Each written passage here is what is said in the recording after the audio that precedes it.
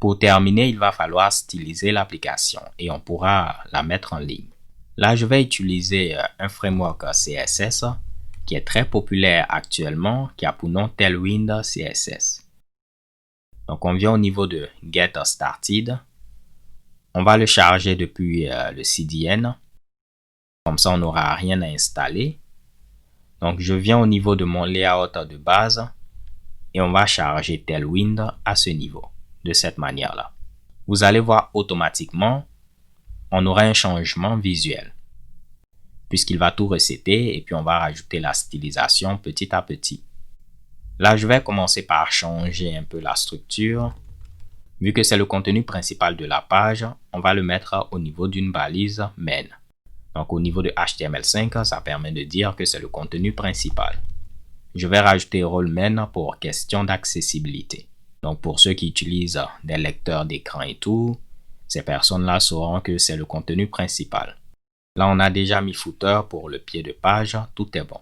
Si vous regardez un peu Tailwind, vous avez un ensemble de classes utilitaires que vous pouvez utiliser afin de configurer, afin de styliser plutôt votre application. Par exemple, on a plein de couleurs. Si on descend ici, vous voyez qu'on a plein de couleurs. Plusieurs variantes de rouge, d'orange, de gris et j'en passe. Donc 100 pour la version la plus light et 900 pour la version la plus sombre. Donc si on vient au niveau de About Us, vous voyez que le cœur est en rose. Donc je vais venir ici, on ferme tout ceci. Au niveau de About, je vais dire le cœur, on va le mettre au niveau d'un span et on va utiliser une classe Tailwind, text, pink pour dire le rose et on va donner la version 500. Donc ce sera un rose, on descend pour chercher pink, 500 c'est ce rose là. On vient là, plutôt ici, on actualise et vous voyez on a le rose. Donc aussi simplement on pourra styliser toute notre application et à la fin on aura ce résultat. On est parti donc. Donc on va commencer par le footer. Je vais donner une classe text gray 400 afin que le texte soit un peu en gris. On vient là, on actualise et c'est le cas. Mais le lien, il doit être en indigo. Donc l'indigo, ça ressemble un peu à ceci.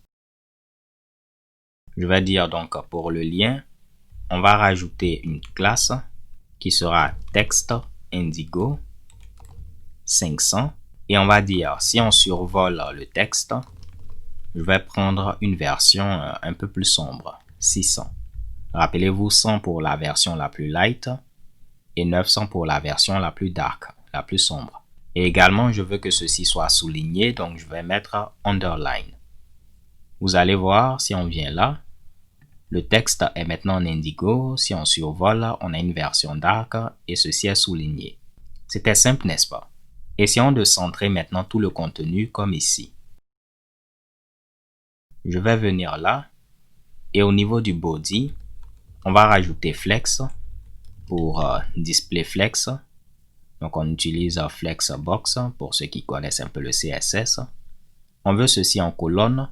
Donc je vais mettre flex col pour l'avoir en colonne pour la direction. Ensuite, je veux mettre de l'espace entre les deux. Ceci sera en haut et puis ceci en bas. Comme c'est le cas ici, ceci en haut, ceci en bas. Donc pour ce faire, vu qu'on a deux éléments, deux enfants, celui-là et puis celui-là, on va dire le contenu principal, qui est tout ceci, sera en haut et puis le footer sera en bas. Donc on peut utiliser flex, plutôt justify between. On vient là, on actualise, on ne voit rien. C'est parce qu'on n'a pas donné de hauteur à notre body tout simplement. Je viens donc là et puis je vais dire que comme hauteur minimale, on va prendre la hauteur de l'écran. Et maintenant, je pense que ça fera l'affaire.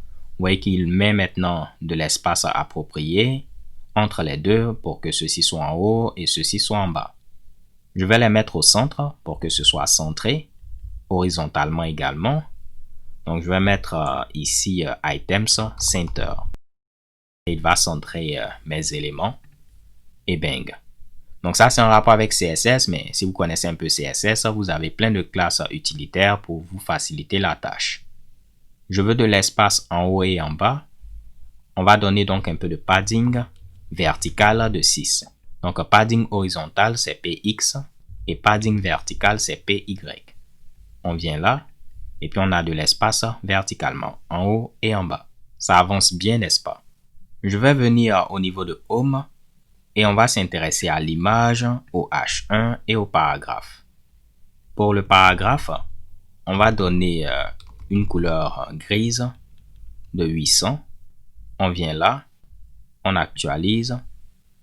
Donc, on a une couleur grise à ce niveau-là. Juste pour vous le montrer, si je mettais du rouge, on allait avoir du rouge. Donc, je mets un gris de 800.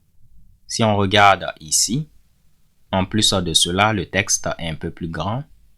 Donc, on peut mettre texte LG pour avoir un texte grand.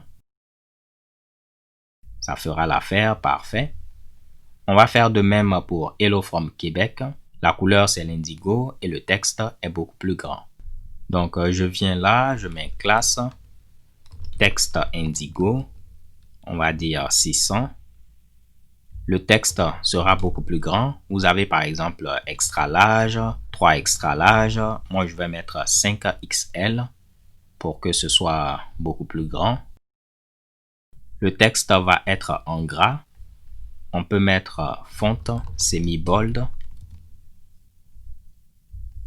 Et puis après, je vais donner un peu d'espace entre l'image et le texte. Donc, on va dire margin top de 5. Tout ceci est expliqué au niveau de la documentation. Je veux que tout ceci soit centré. Donc, vu que tout cela se trouve au niveau de main, on va donner la classe flex. On va voir ce que ça donne. On veut que ceci soit verticalement aligné. Donc, flex colle. Et pour centrer cela, on va mettre justify center et items center. On vient là, on actualise et bang. En ce qui concerne notre image, on voit qu'on a de l'ombre, les bords sont arrondis. On peut venir donc au niveau de Home. Pour l'image, on va rajouter Rounded et puis Shadow MD pour donner un peu d'ombre. On actualise et voici le résultat. Et je vais donner une hauteur à l'image 32. Je pense que c'est pas mal. Là, on a beaucoup plus d'espace en haut comparé à ceci. Donc, je peux donner un petit margin top de 12. Donc, on actualise. C'est quasiment similaire. Il faudra maintenant s'intéresser à About Us. Ça va être assez simple. On va procéder de la même manière.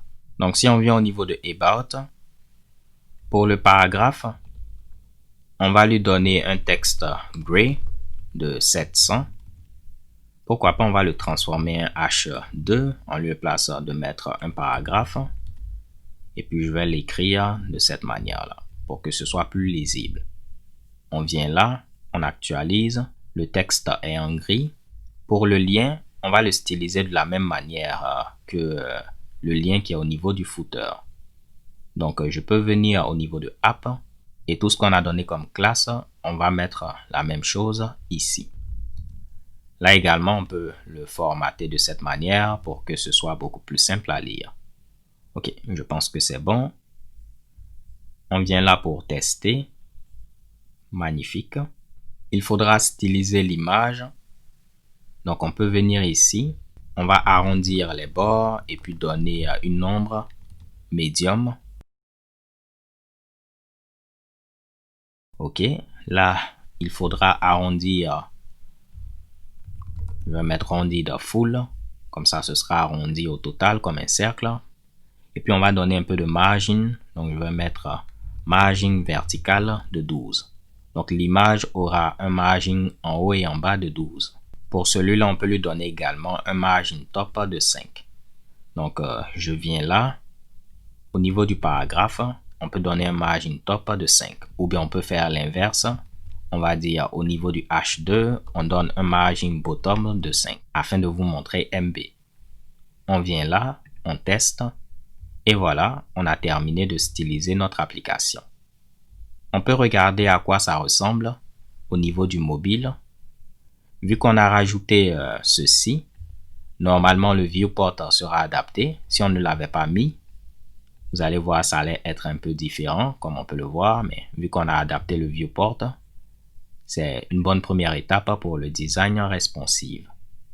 Simplement que sur le mobile, ce texte est beaucoup plus grand. Donc, on va venir au niveau de Home et on va dire que pour ce texte-là, sur les écrans un peu plus grands, on va donner 5XL, mais par défaut, on va donner 3XL. Donc, sur le mobile et tout, ce sera 3XL. Après, si on a un plus grand écran, ça va être 5XL. Donc, c'est un peu petit sur le mobile, c'est parfait. Mais si on vient au niveau de notre ordi, ce sera un peu plus grand. Donc, je vais venir là, Git statut, Git add all, et on va dire ici add styling with Tailwind CSS. Donc, Tailwind, c'est vraiment un framework assez intéressant. Vous pourrez regarder la documentation et en apprendre davantage. Tout ce que j'ai expliqué pour Flexbox, c'est expliqué là. Vous avez également tout ce qui est en rapport avec le padding, les ombres. Donc, si on cherche Shadow, c'est là que j'ai vu Shadow XS, Shadow MD, Shadow large, et on vous donne des exemples à chaque fois.